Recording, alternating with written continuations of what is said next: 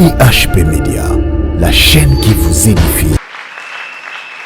Si vous mettez ma voix pour le roi des rois, le Seigneur des seigneurs, il est le roi des rois, le Seigneur des seigneurs, Jésus.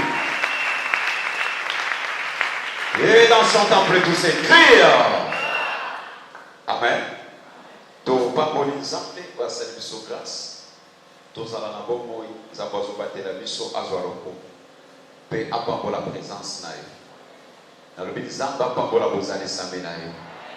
Moment où ils ont vraiment bénéfique pour la tina naïe. Soit Bible naïe, soit bloc note naïe, soit agenda naïe. Tout le monde a la Bible dans ce licolo, en des électroniques. Mais des fois, la Bible à papier, c'est très important. Tout le monde a la Bible dans le licolo, mais tout le monde électronique, à tous les ans, c'est électronique, c'est avec Bible dans le téléphone. Tout le monde a la Bible. Tout le monde a bloc note naïe, agenda naïe.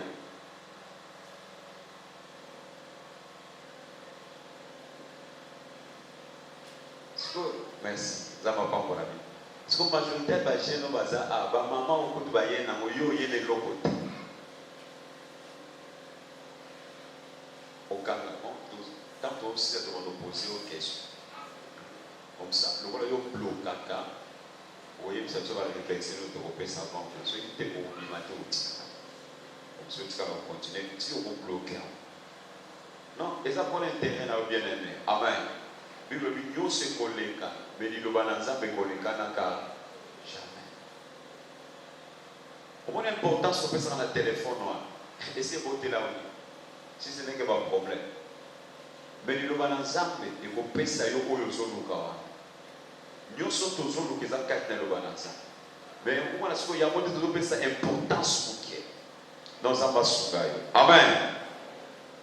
Merci, nous avons parlé quand même aux ans la Bible, aux ans l'agenda, aux ans bloc de notes. Comment Zamba Sungay.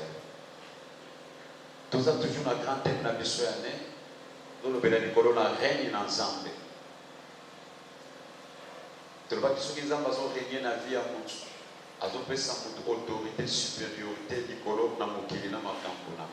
Il y a beaucoup de gens qui ont dit dans mon kili, dans ma campona, dans mon kili, dans ma campona, dans ma campona, et qu'on mais tant que Kangamina et le Banazan, il y a un écoleka na kate. Je crois que nous avons un soutien, il y a sanctification. Je crois qu'il va te dire sur bazo le kana, au bazo sugabiso, au courant de la semaine, aux ala quitté au rataki, de bonnes choses et zolobama, du corona thème oyo, sujet oyo, sanctification de yo aux ala quitté. Yo, zapa sungayo, Luka. Ate pas battre comme sous quoi il y a bisayo ou les canaux qui n'a pas été les canaux qui au courant il y a semaine et pendant les autres toujours continuer toujours à témoigner sur la sanctification mais si j'ai l'habitude de le dire la sanctification t'aidera à bien commémorer la Pâque. La sanctification t'aidera et qu'au sungayo que commémorer bien Pâque. Amen. Sanctification ko santisama ko petolama et ko sungayo ke o célébrer o kanisa o sepela fête o babendene pasika Pâques o to mona ke dimanche passé ezala ki dimanche à Pâques dimanche oui c'est bon bien mais je vais te dire une chose il n'y a que l'homme ou une femme sanctifiée parce que sanctification tu vois que c'est la haine du mal. C'est que Moutou, c'est que Moutou a jamais à part pour un service, service on a bien servir ça. Et non, avec qu'on célébrer, soit qu'on commémorer bien, qu'on célèbre la fête, qu'on célèbre bien.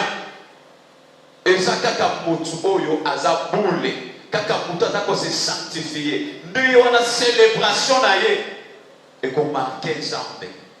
Mais les lots, ils ont manqué mon bimon, les lots, c'est bon bien. Mais pour naïo, tu dois savoir, il y a un moment qui m'a chanté ça, qui a ta mention à mon tête. Tu vas pas observer.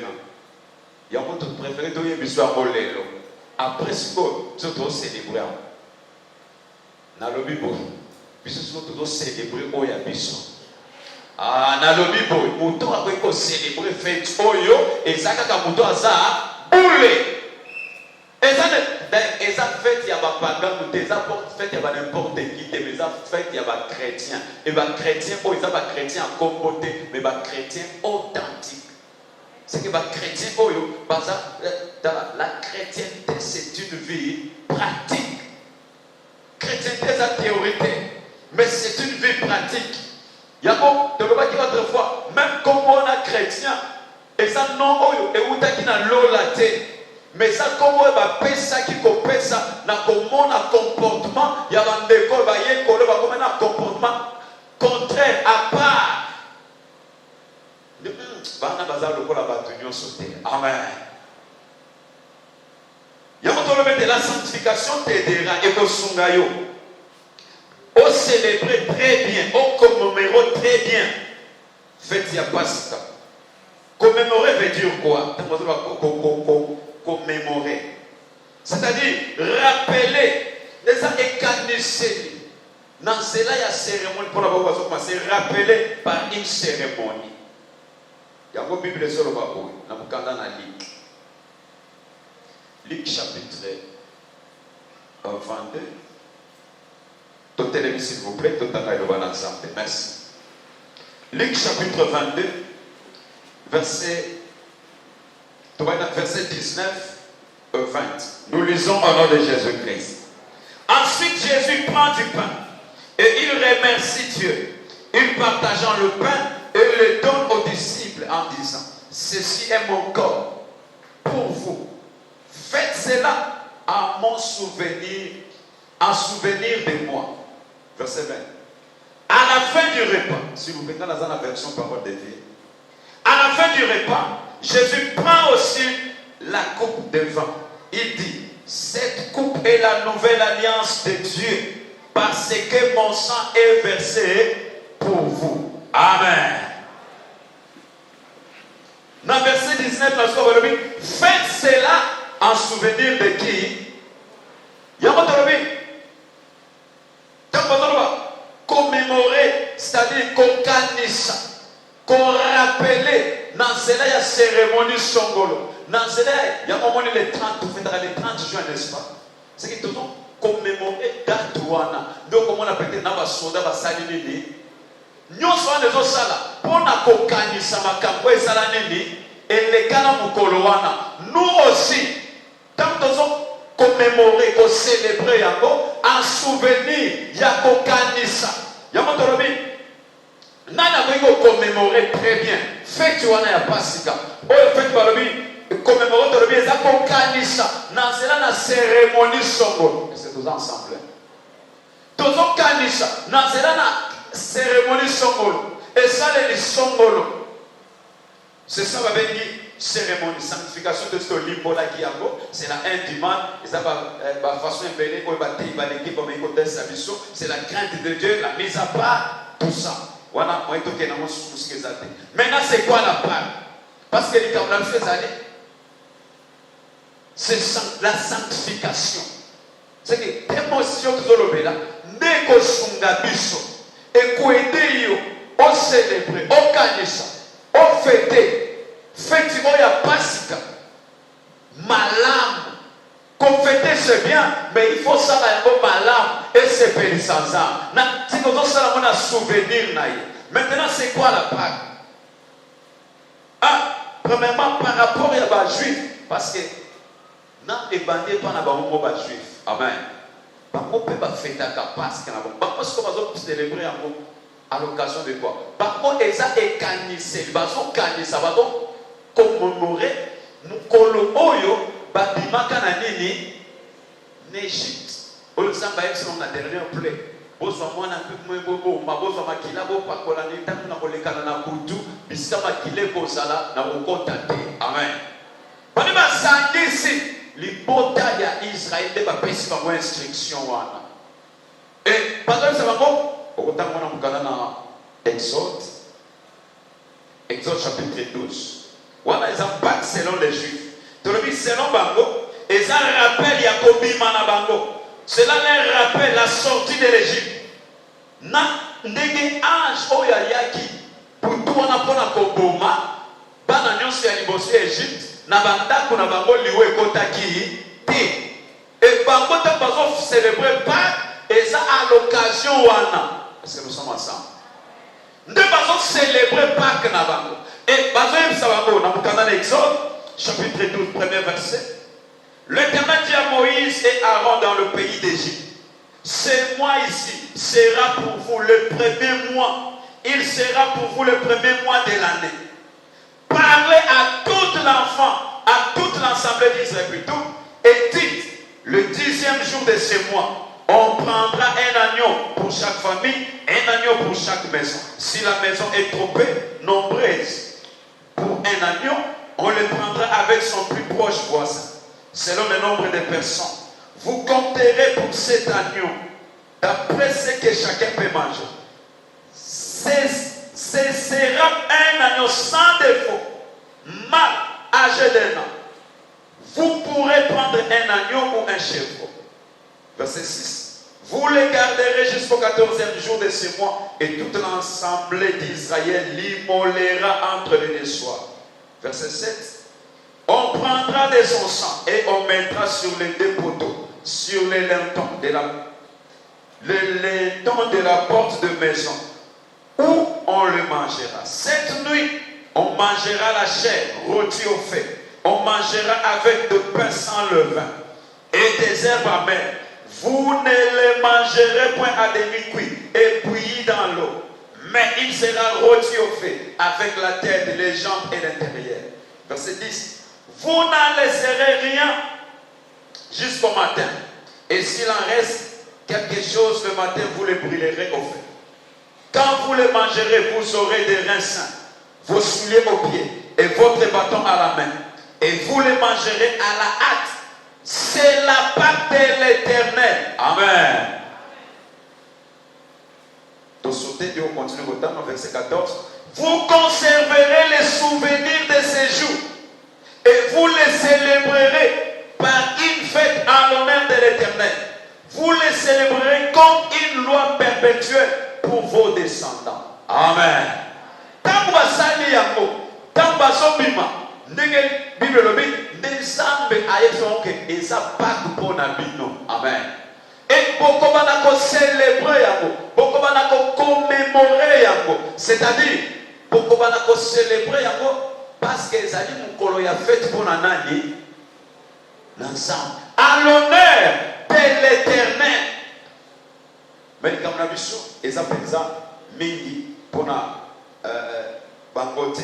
Wana totali waka facette ya liboso ya pas bayuda bango bazo célébrer yango en guise ya reconnaissance bana balobi eza mobeko kotika la bongo bango bazo kanisa kobima na bango na bowumbu pe ndenge esprit de mort oyo yaki na butu wana moye kota na bandako na bango ezate eta ntongo etani libota mobimba isi ya Égyptien ezalaki matanga banda na bibwele na mwana ya Pharaon bana nyonso ya liboso bakufa mais mpona bango à cause ya oyo basalaki ya makilo bapakolaki ntango liwe elekaki ekotaki na bandako na bango te ekende kotala nde ayaki kosala sikoyo babinga bobima bosala nini boke likambo na biso eza mpenza par rapport ya bajuif te mais pour nous les chrétiens maintenant Pâques parce que peut-être vous avez besoin de Pâques, les deux arbres pour le Pâques, les deux arbres. Mais tu le dis, nana moi ko commémorer en bien, nana moi ko fêter en bien,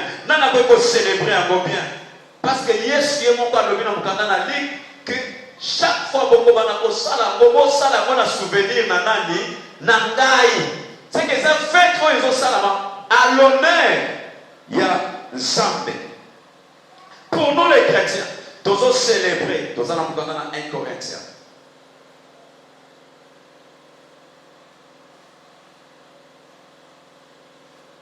1 Corinthiens, chapitre 11, verset 23. Car j'ai reçu du Seigneur ce que je vous ai enseigné. C'est ce que le Seigneur Jésus, la nuit où il fut livré, il prit du pain.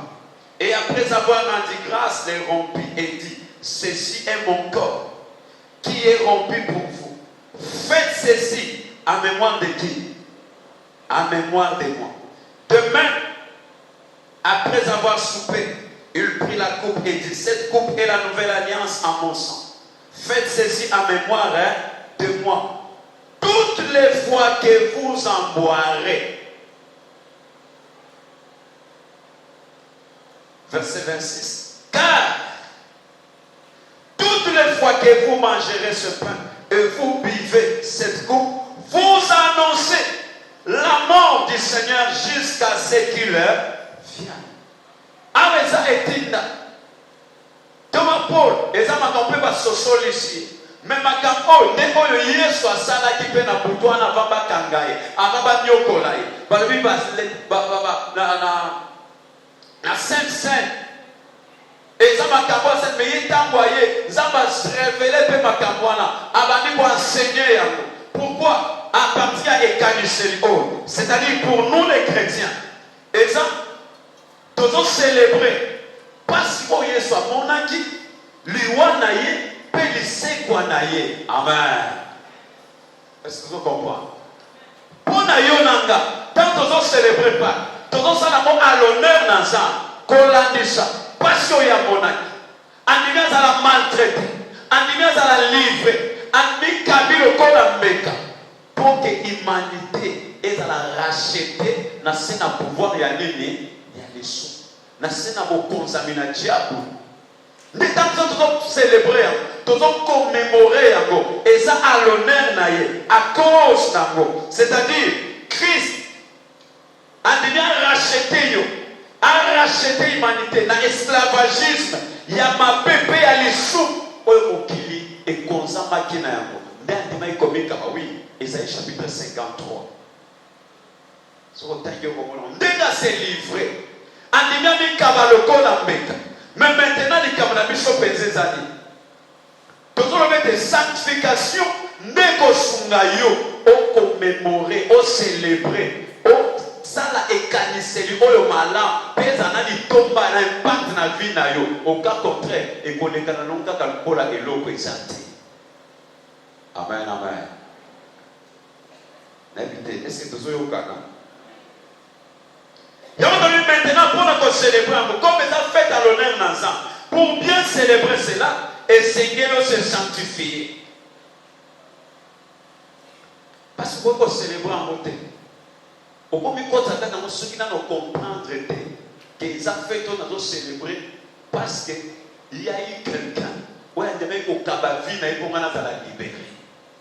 Et ça n'a pas tout le monde. Ouais, il m'a dit Kabambeka. Pour retrouver le bon sens de la vie. Et ça n'a pas tout le monde. Il m'a dit comment il a été libéré. Il m'a dit ça dessous. Pour qu'on a la puissance de la mais les gens, comment on a moqué les bons. Oui, ça fait il n'y a pas. Oui, c'est bon, bien. Est-ce que vous voyez bien l'importance? Parce que la vraie importance, il faut se manifester maintenant dans la vie, dans la marche. Dès que ils ont identifié, ils ont réellement, ils ont compris que faites quoi ils ont célébré. Est-ce que tous ensemble? Est-ce que tous ensemble? Qui peut célébrer bien? Kakamuta ça se sanctifier. Parce que ça fait trop de l'objet. Oyo mutazo tali ça que réellement j'ai reconnu. Qu'il y a eu quelqu'un. Yesu andimaki comme ça les sous. Pour qu'on le voit dans la puissance il y a les sous. Il y a andimaki longa les sous. Pour qu'on ait la capacité, il y a que surmonter le mal. C'est-à-dire que Christ a dit qu'il koufa pour la soumonayo. Et grâce à aussi que a koufa la place nayo parce que yo nous a qui destiné pour koufa. Grâce à nos bénéficiaires, il y a pas besoin d'être et comme il faut enseigner biso lelo comment marcher. Amen. Il y a des points très importants à toucher. Que grâce à il y a sanctification par position. C'est que ça, on a une sanctification parfaite. On a changé, c'est que le fait qu'on démêle Jésus, d'office, c'est sa position. Amen. Cette grâce, il y a une position, il y a une à cause de l'œuvre, il y a une l'andanabi. Makilo atangisa kezo komisa yo mo santo. Ezo sanctifier yo. Ozoko ko appartenir pas dans vie. Au contraire, ngolo suite ya kobenga mabana na nzambe ndezo tangisa biso comment marcher dans la sainteté, comment vivre dans la sanctification, comment accomplir la volonté de Dieu, comment servir Dieu. C'est ce courant de la semaine, servir Dieu, se faire sa volonté, se mettre en pratique sa parole. Amen, amen. Oui, le temps de la grâce nous enseigne comment marcher dans la sanctification. Nous ensemble source ya lobi pour na bato nyonso yango ese etalisa. Elle nous enseigne ezotangisa biso lolenge kani ya korenonce, ya koboya mbindo, ya koboya mabe, ya koluka kotambola kati na boyenge bene. Amen, amen.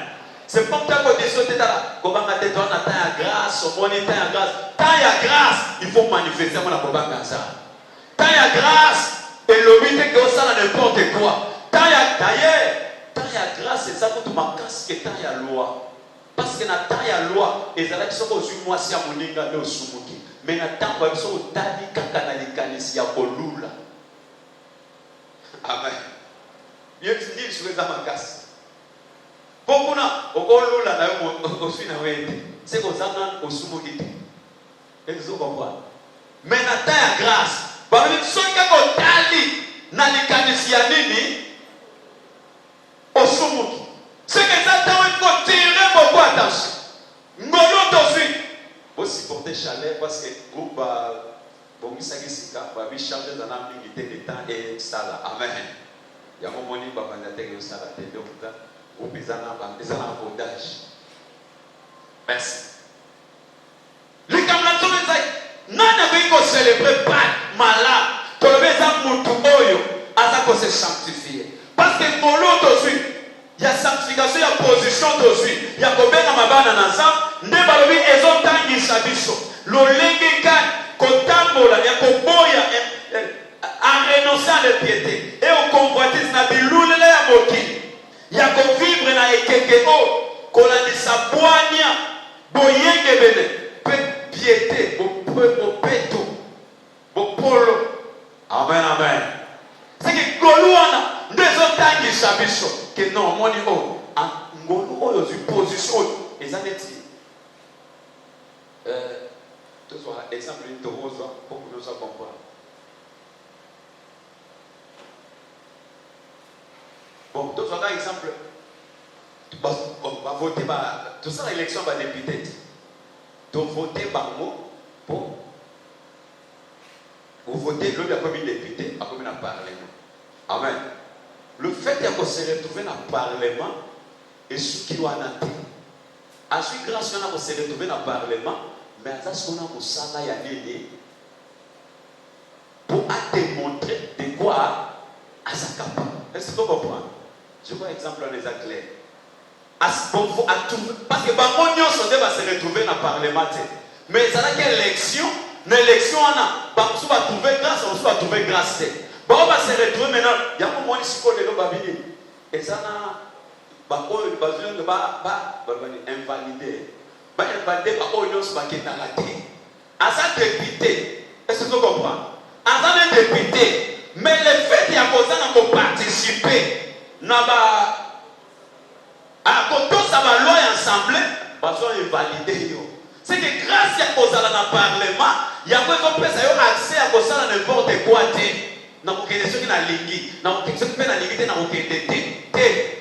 Aussi grâce on a évoqué ceux qui ont respecté la loi ou la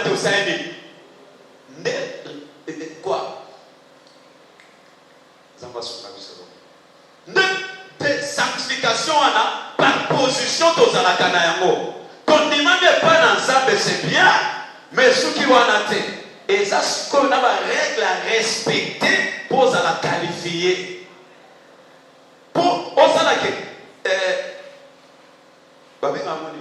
immunité parlementaire, on maintenir Yango et ça, quand on respecter la règle, ou le règlement d'ordre intérieur, il y a parlement.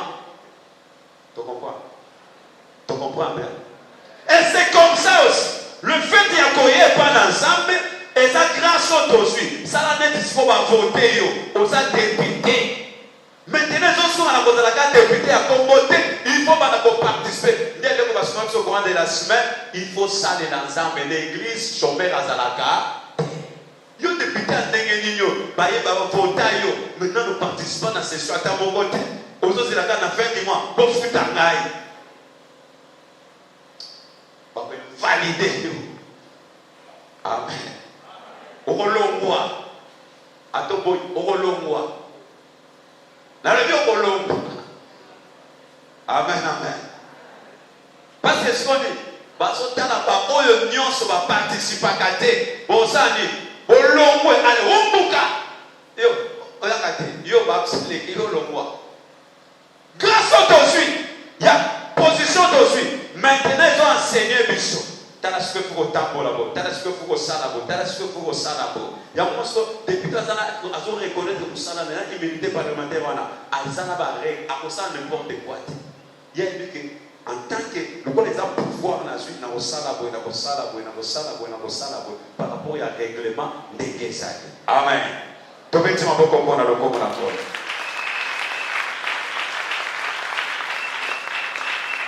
Et c'est comme ça. Tant que tu n'es pas dans ça, position à notre suite. Maintenant, ils ont tant que ça, tout le temps, quand tu as sainteté, quand tu as sanctification, quand tu as tobanga zambe, ne batouana, bamombe baza capable de célébrer Pâques. Et ne bamona va vivre un parti à Pâques wana na bomo ina bango. Réellement, Yesu andimai konyoko maponanga. Alors qu'il passe ponanga. Le châtiment qui nous donne la paix était tombé sur lui. Riche qu'il était, il s'est fait pauvre. Nous étions condamnés à mort. Mais pas si on a. Et il faut que maintenant, si tu reconnais ça, le fils est possible de faire comme ça. Pour te dire que ça, et sa grâce, il n'y a pas si mon par mon acquis. Et maintenant, tant qu'on va célébrer, on peut vivre un pacte. Il y a résurrection. Il y a loi. C'est que tant qu'on va célébrer, on sait qu'on a dit, parce qu'on est sur mon acquis, on dit qu'on couvre pour que ça, donc il y a des gens qui ont condamné, ils ont pas aussi quoi. Nous sommes pas aussi quoi. Vina yo pas aussi quoi. Mais des fois les gens tout c'est pour la résurrection, mais quand la résurrection, et ça n'a pas ni ma cognon quoi manaye. Ndima sikoko souffrir naye, kobaka mapene kolos naye, okufi naye, pe boseko ina. C'est ça, célébration na biso. C'est qu'il y a biso célébration, je vais te dire, tous autres célébrer en chaque jour aussi le temps que tous en a scène à Moyawa. Tous en kotambo la conformément, il y a quelqu'un, andimai konyoko, andimai kokufa, ape a sepi, le kola ya sepi, ngape nazo sepo ensemble naye. Le kola na nyoko minaye, na moni passe naye, tangu ya zo tombo. Et en cela, nous soyons et qu'on a fait ressusciter. Qu'on l'a pas pour qui peut célébrer? Et ça dit qu'on se sanctifie. Il y a une Bible sur le babo.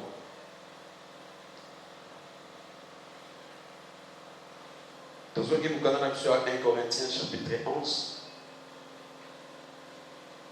verset 27. C'est pourquoi celui qui mangera le pain ou boira la coupe du Seigneur indignement sera coupable envers le corps et le sang du Seigneur. Que chacun donc se prouve soi-même et qu'ainsi, s'il mange du pain et boit de la coupe, car celui qui mange et boit sans discerner le corps du Seigneur mange et boit un jugement contre lui-même. C'est pour cela il y a parmi vous beaucoup d'infirmes, des malades, et qu'un grand nombre sont morts. Bien aimé, conséquence c'est bien, mais il y a maintenant ma conséquence. Amen, amen. Tu as fait des apôtres à n'importe qui. Tu as fait des apôtres à païenté. Tu as fait des apôtres à chrétiens, vrais chrétiens. Tu as la sanctification. Tu as reconnaître que yes. Ésaïe 7, chapitre 53. Balbi a éclaté, ni beauté pour la tirer, mais elle a passé dans le biso. Né à même temps, nous avons célébré Pâques, c'est que nous avons annoncé. Tous ont confirmé que réellement, Andima est beaucoup faponanga. Naboye Samsala ne bolu pas battre. Comment ils ont déclaré pour aider, mais na conduite nanga. Parce que grâce à lui, il y a pour bénéficier pour la moana des autres temps ça m'a que sikoyo bangaza. Siko sala bon. C'est pour cela qu'il y a parmi vous beaucoup d'infirmes et de malades, et quand un grand nombre sont morts. Si nous jugions nous-mêmes, nous ne serions pas jugés. Mais si tu crois que Yesu a kufa pona yo, et que ça la célébrer encore bien, et en cela, on a des natures. Dans la Bible, ceux qui ont reconnaître qu'il y a quelqu'un qui a payé un prix pour la libération on a des natures. On y est dans le bas à mon Christ. Quel est le dimanche où on va célébrer pas? Mais si on a baba, quand on va célébrer pas l'église, quand on va bazana baba, quand on va célébrer pas, quand on va bazo kosa, quand on va bazo yiba, quand on va bazana mabe, mais on va célébrer pas. Mais pour toi et moi, notre part est à mon côté. Mais c'est chaque jour, aussi longtemps que nous avons la scène à moi. Chaque fois que nous avons la yango, en mémoire de moi, il y a quelqu'un à soi qui place dans la je t'ai condamné à mort. Mais ça n'a pas tout le monde. En même qu'on soit place dans que non, tu es libéré. À Pagousi ma benanga, à su place nanga. Et tout le monde qui vient de l'eau. Et quoi qui est le colonaïe? Andimia soit place dans la nyokwa. Andimia koufa na place nanga. Nga on a dit que koufa. Et maintenant, tant qu'on a tant la carte na kobanga, c'est qu'on doit reconnaître Moussala Oya Salaki. On doit participer naïe. Et tant, l'esprit qui a ressuscité Jésus d'entre les morts rendra aussi vos corps. C'est que vous savez que ça peut bon inabino.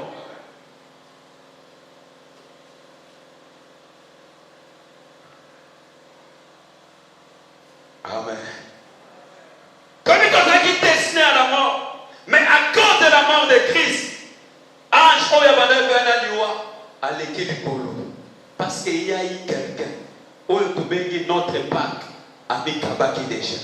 Le salaire du péché c'est quoi? C'est la mort. Mais à cause du sacrifice, il y a un salaire, il y a l'équilibre. Maintenant, grâce à Jésus, il y a le cana et il qu'on a vivre n'importe comment. Et il qu'on mettre dans la sainteté, on va commémorer, célébrer Pâques. C'est qu'on doit reconnaître que c'est un pouvoir pour faire du ponanga. A nyoko mi ponanga, a kufi ponanga, a sekui, et na beta pona nyonso, ngana ye elongo, dokola ya sekui, nga pena zo sekwa. C'est pourquoi la Bible dit que mukolo Yesu a sekwa qui est là qui même n'a pas tout physiquement comme ça va sekwa qui. Et pona yope, on va pas délivrance sur des raisons là pourquoi? Parce que non, comme on niveau pour réaliser le côté, ce qu'on a niveau pour réaliser, notre marche, vie au dozo mené, et ça fait mobile. Amen. Aussi longtemps que vous en avez envie, quand on vient au Christ, et ça fait mobile, vous avez quatre ans. C'est que conduite, le comportement, c'est une fête. Faites-toi les amis. Osons célébrer à l'honneur de Dieu. Osons mis à part pour Dieu. Nous sommes ça, pour ça. N'aimez pas le monde, ni les choses qui sont dans le monde. Pourquoi? Faites autre, et ça n'importe qui avec vous célébrer en beauté. C'est pourquoi on a essayé de célébrer faites autre. Et c'est qu'il a vu votre sanctification. Car Jésus-Christ, notre vrai Pâques a été, Jésus-Christ, notre Pâques a été immolé.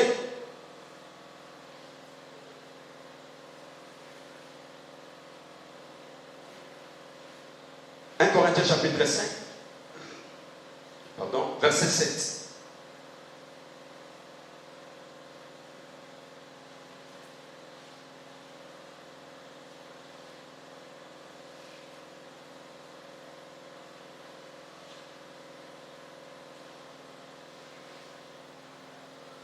Corinthiens 5, verset 7. Bible le Bible. Faites disparaître le vieux levain, afin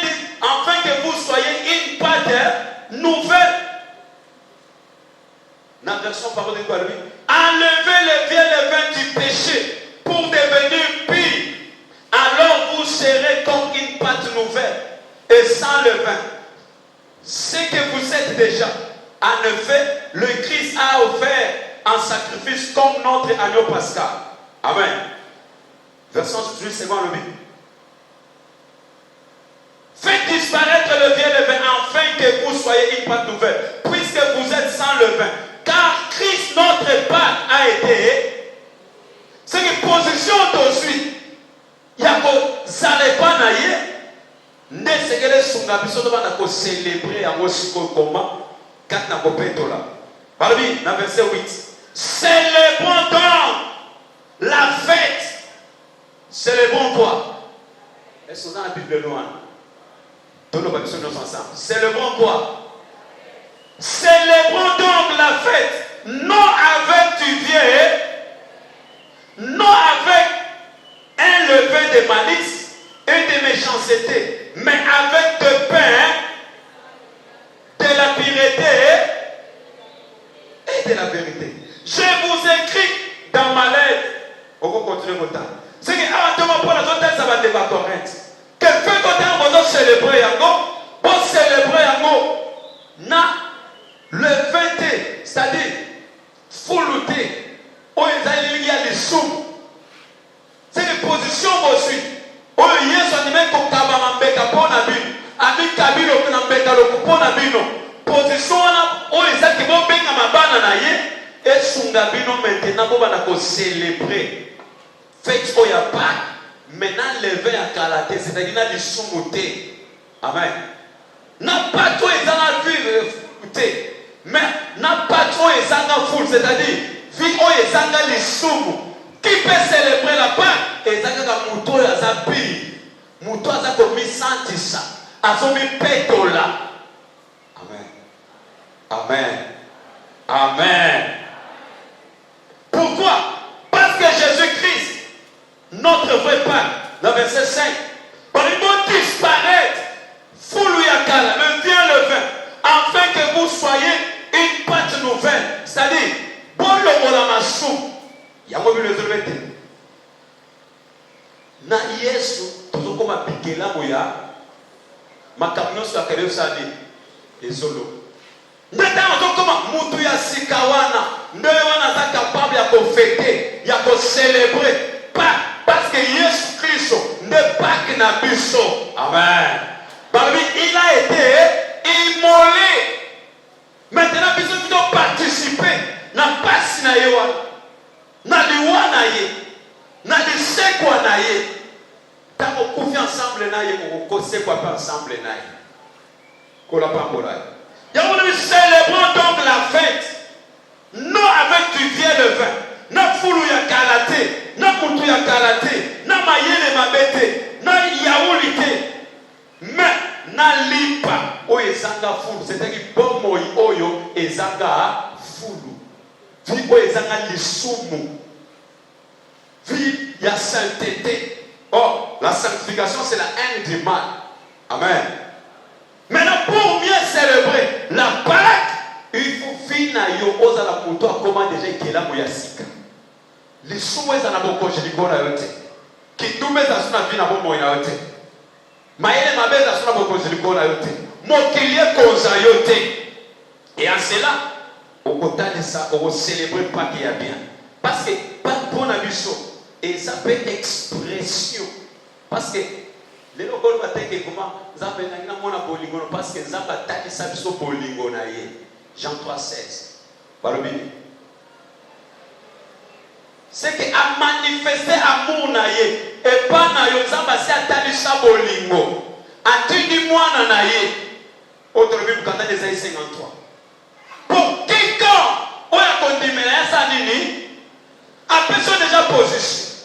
Maintenant, mon combat il y a qu'on fêter, il y a qu'on célébrer parce que Yesu a mon avis. Liwana Yesu, peut se quoi naïe. Qui non mon koloya koya. Amen. Mais maintenant, comment il faut se sanctifier? Parce que va célébrer encore, na lisumu, à tous ensemble, va célébrer na lisumu, va célébrer na Foule n'a pas. Ou etonda foule, c'est-à-dire, vie ou etonda masumute. Vie ou est kati na mokilité. Mais nous célébrons la Pâque, n'a pas ou est foule. Parce que yé mon comprend pas que la mission. C'est pourquoi nous avons célébré à go. Il y a une célébration ça chaque jour. Minute par minute, seconde par seconde. Et la vie de la sainteté, des expressions dans le bisopé. Il y a qu'autant de sans âme, toligio negere polinga biso. Amen. Tobeti maboko pour encore. Et ça na façon mususu. Il y a qu'autant de sans âme que ça me la lingiote. Si c'est non qu'il y a qu'autant pour la sanctification. C'est pourquoi la Bible déclare rechercher la paix et sans laquelle. Pourquoi on dit sans laquelle? Pourquoi on dit sans lequel? C'est-à-dire, c'est une vie, c'est toute une vie. Amen. Oui, Seigneur, il tombe la carte na yango. Sokité. Comment on a ensemble? Ceux qui sont des filles, il y a sainteté, il y a qui vient en battre exalté, comment on a ensemble? Et notre Matolobi, et ça fait mon bimba. Yamolobi, célébrons donc la fête. Donc commémorer fête wana. Et ça va dimanche mon côté. Et ça va dimanche mi balete. Et ça va moi mon côté. Mais c'est toute ta vie. Aussi longtemps que tu es sur cette terre, on a appelé à célébrer. On a appelé à proclamer Jésus-Christ est ressuscité. Et comment maintenant la conduite? Est-ce que nous allons appris à vous célébrer? Est-ce que vous apprenez à vous célébrer? Nous devons aussi manifester notre amour. Nous devons la sanctification. Il y a que célébrer bien Pâques chaque jour. Notre vie n'a vu ça. C'est qui toujours annoncé, toujours proclamé que Jésus-Christ, il est ressuscité. Romain. Tout le monde qui est déjà supporté, enseignement, verset B. Amen. Parce que c'est l'enseignement de l'Ongolaka. Nini. Et l'Ongolani. Et l'Ongolaka Nini. Liwa. Amen. Romains chapitre 10. Plutôt, Romains chapitre 8, à partir du verset 10. Et si Christ est en vous, le corps il est vrai et mort à cause du péché. Amen. N'est pas capable de célébrer Pâques.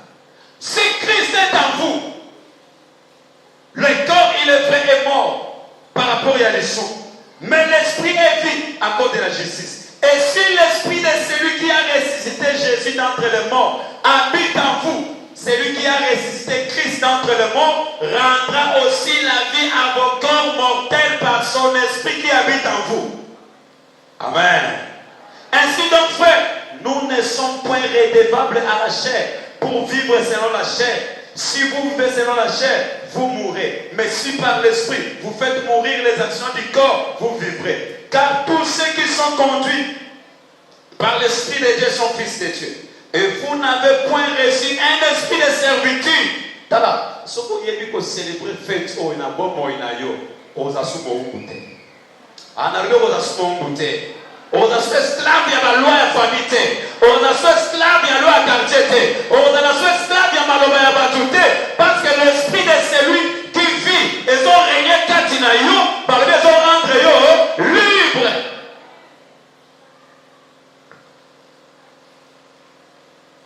Et nous n'avons point reçu un esprit de servitude. Pour être encore dans la crainte, mais vous avez reçu un esprit d'adoption par lequel nous crions Abba Père.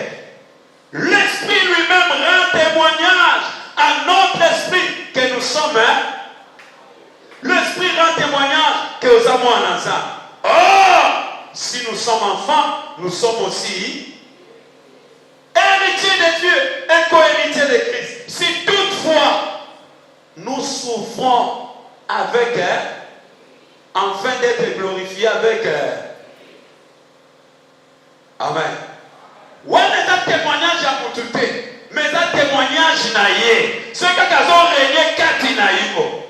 Azu na yo, malobi esprit naïe. Molimo sepisa ki Yesuana. Tala eyepe, ezo sepisa yo. Ezo biso 4 na bonda. Ezo rendre yo libre. Et malobi azo rendre témoignage à ton esprit que tu es enfant de Dieu. Non seulement tu es enfant, tu es héritier. C'est-à-dire, nyonso zamba na mo eza ya yo. C'est que tant que ça le testament que biloko nanga eza na mwana nanga songolo yo poza na testament wana na testament akoma peke ye lokola kimia eza yanga eza pe ya ye lokola esengo eza yanga eza ya ye héritier nanga lokola bambi co-héritier avec Christ oyo nyonso Christ aza nango biso pe toza na yango yango balobi nous sommes bénis de toutes sortes de bénédictions dans le lieu céleste bien-aimé. Il faut te célébrer. Mais comment l'éveil à Galaté? Enfin, toutefois, si nous souffrons avec lui, afin d'être glorifiés aussi, mais est-ce que nous allons la glorifier? Mon Dieu, c'est-à-dire quoi? Nimaba finga yo pona ye. Na bosala ki ndumba te pona ye. Amen. Souvenez-vous de Joseph. Liboso moi sa Potiphar liboso a lesu. Dante. Na we ko sala li kamabembo ite.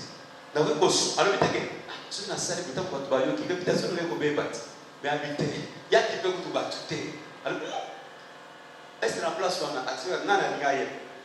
Nzambe be place azala ki na ngona. So ki yo na il a quand même appelé cette petite nzela na moya mutala nzamba weko sunga na nzela kisumte ozoka nzambe visitation na ye peu importe ce que nous traverser à ko secourir na nzela kisumte aloba amen loba amen nous avons compris la terre nous nous avons appelé ça que la ka nzamba sana ma touche même na ro ils ont versé on a avant tout à fait au monde Bible nommée touche même à ro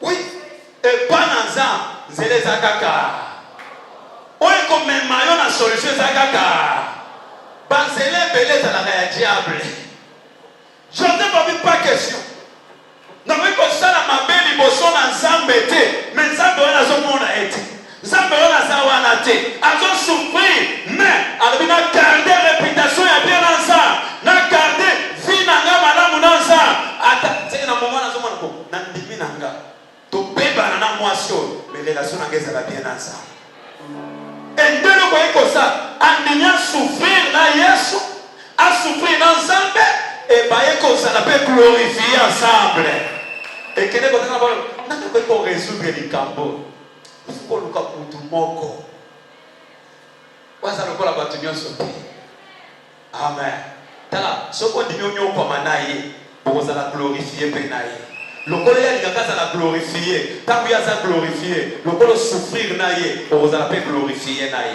mais le belé ba chrétien tozo luka toza la glorifier naye mituna na motuna est-ce que nous comme qui penaye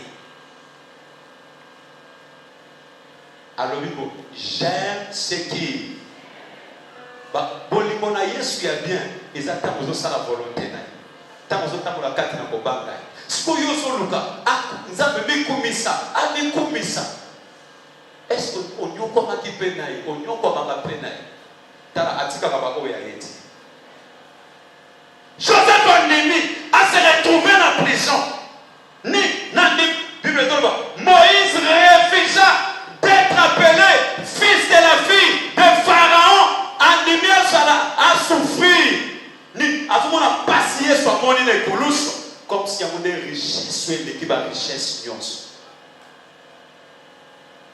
Est-ce que yo peut on dit ma souffrir dans ça. Ou bien quand il faut ça vous t'a la cosa. So many. Dans la route, tu as fait Bible, tu as fait mon panzi, tu as fait mon panzi bien. Rosaka nangate. Yes, ceux qui ont finga sur le cambo à éviter. Mouton maintenant a mis mon mapé, un Dieu. Avant même la mini m'avait un esprit à Belzéboul. Alors, ceux qui ont zété pour se passer à Ningabo et bon mobile. Tu as pas de l'oba mabé pour naï. Pas de finga, pas de tonga, il faut souffrir na Yesu. Mais seulement conscience, non, il faut s'en ensemble à la paix. Afin d'être glorifié avec lui.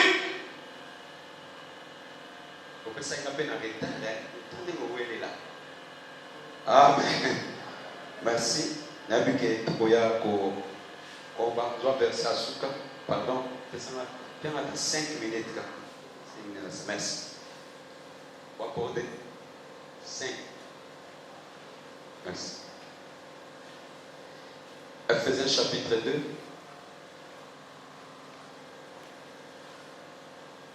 Verset 5. Nous étions morts par nos offenses. Nous a rendus à la vie avec Christ. C'est par grâce que vous êtes sauvés. Il nous a ressuscités ensemble. Et nous a fait asseoir ensemble dans le lieu céleste en Jésus-Christ.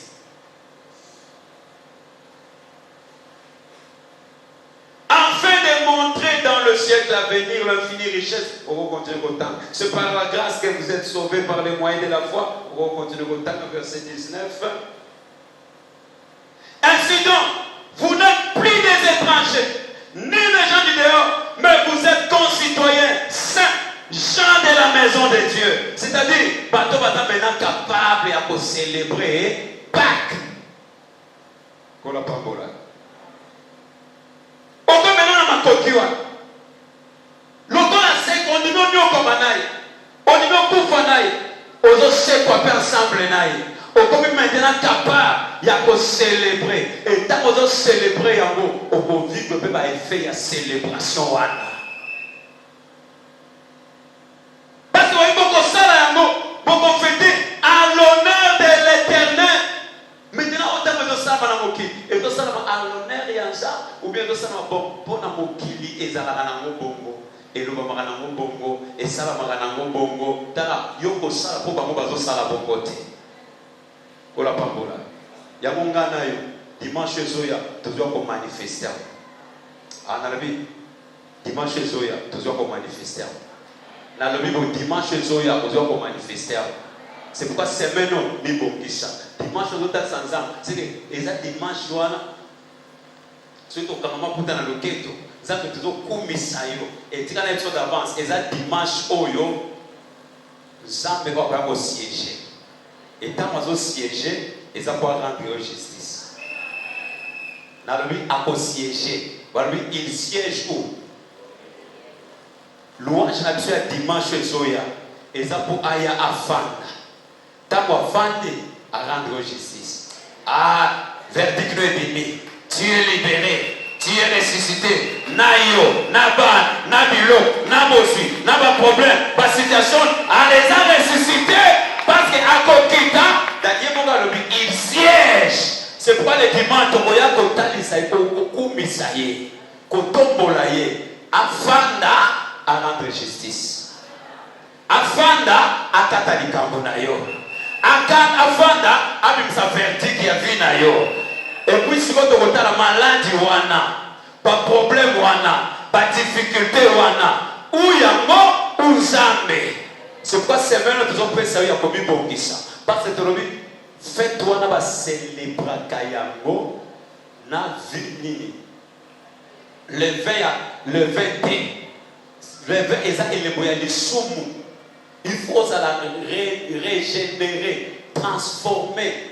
Au comme mutu ya sika. Et tant qu'on célébrer pour nous appeler merci. Pour me inviter mes collègues na ba yembe sur les dimanches. Vous dites, vous êtes mon boimba qui avant. Vous êtes mon boimba qui a eu. Vous êtes mon boimba qui a eu. Théo boimba qui avant. J'ai maintenant des mots. Et tout, il y a un 4 dans le 4 dimanche. je te rassure, le roi des rois, tant qu'on siéger, Satan s'y touche. Nyonso ezaya yo. Bien aimé, le colo comme bongisi, au célébrer, au dire Seigneur, naso statola que réellement on demande qui on coupe soit qui place nanga et tout bozo et pesanga Kenya lelo ikoya ki likolo na yo. Et naso statola yango louange na yo ya dimanche à siéger. Ko siéger na ye na ye so en vérité azo katolika ngona yo. Siko ba ono se bazo bundisa yo. Ono se ba retenir oya yo. Que donc obita mulaza akufaki na mtu siko ba oba sibaki ba bilamba na ye. Baka muna ba kondite be baka bodia bilo. Siko ba mona kaka Lazare. Yesu asekisi aye okolate lamba wana to bozokisa. Ah, ne t'en fais pas. Jésus-Christ est le même. Dimanche Zoya, et ça peut célébration pour Nayo. Encore ressuscité yo. Encore ressuscité nyonso ya yo. Encore ressuscité vie ya bana na yo. Intelligence ya bana na yo. Sagesse na yo. Bosui na yo. Et qu'on a ressuscité. Et tant qu'ils ont ressuscité, au nyonso occupaki territoire na yo illégalement, azo lâché. Parce que nous habitons dans le tribunal, nous avons un colombe. Nous avons un juge. Nous avons un avocat. Nous avons un accès à la tête. Nous avons un sambe la route. Nous avons un pour y avoir c'est que nous avons un avocat, nous avons un député, nous avons un roi, nous avons un juge, nous avons un magistrat, nous avons un ministère public. Nous avons un colombe. Il y a un bien aimé. C'est maintenant. Même que le programme est repris ça. Prépare-toi. Tala, ils ont parlé avec toi qui va dans mon message. Koye pas le gros message na te. Peu importe situation na yo. L'esprit qui a ressuscité Jésus d'entre les morts et qu'on rentre peu ma membre na yo kufa wana et qu'on songe sa vie et qu'on paie sa vie na limota na yo et qu'on songe sa vie na misala na yo. Parmi nous sommes bénis de toutes sortes de bénédictions dans le lieu céleste. En Jésus-Christ bien-aimé, il faut retrouver nos César. Il y a un dimanche, je suis là, on t'a distraité. On a se préparer. Seigneur, Salangangona Tikamabe. Salangangolu, les soins de son conjugal Bonangate. Salangangolu, n'a comme Kelamo Yassika. Et le dimanche, tu as manifesté aussi publiquement. Tu as commis ça y est, ce qui te olala wa olala yawa. Amen. Ah, il y a Bishop Park et ça dimanche. Mon qui va célébrer. Mais tu as dit que tu as dit ça, tu as dit célébrer. Tu as dit que tu as célébrer et ça n'impacte dans la vie. Ah, dans la vie, ça n'impacte dans la vie. Et c'est que ça y est. Et ce qui s'avère pas y et kangola yo, et restaurer yo, et rétablir yo. Et ce qui s'avère la droit na yo. Au nom de il y a un dimanche, à tout le monde qui a retard, il y a qu'avant. Il y a Fanny. Au fond de la côté, au moins on pousse. Pourquoi ailleurs retard? Dimanche, on est retard. On s'est retrouvé quoi là? On est retard, tu on s'est retrouvé. Comment il y a un bon bande, il y a un bande. Amen. Ça passe. Donc, il y a un fan de bande, tu as un écran de bande. Les enfants sont tous les écrans pour pour me souvent on va verser. Tout ça sur la tableau en tête. Maman, ma mère c'est ça ma belle. Tu vas TV, mon quoi, mon coup. Parce que je suis en retard. Il a TV à l'ibah. Amen. Même que le programme est précis, mais la mission continue sur se préparer. Nous avons pas mis ça dans la canaïte. Nous avons pas mis ça dans la canaïte. À ça les là au bout là. Et dimanche on a tu dois te commisser, te tombolier. Il y a ça en anglais. Tu dois te commisser, te célébrer. Tu dois pas sacrifice sur un Seigneur. Je le crois. Comme si il y a quelque chose qu'on dit action de grâce, offrande, on doit célébrer l'Iwa, les séquelles. Bien aimé. Il faut un impact dans la vie. Il y a des conséquences. Ce qui est oublié, c'est qu'on célèbre yango mabe. C'est pourquoi bozomona ezana baba kama ebele katina. Ben firme, lelo ben firme beze bele na makananza. Yango ba louer ça. Ben firme baza ba problème ça. Mais ceux qui vont célébrer yango fête wana à l'honneur de l'Éternel. Non enlevé. Notre vie a ma paix quand tu n'as non, tu peux expérimenter dans la puissance, il n'y a pas que la vie n'a pas. IHP Media, la chaîne qui vous édifie.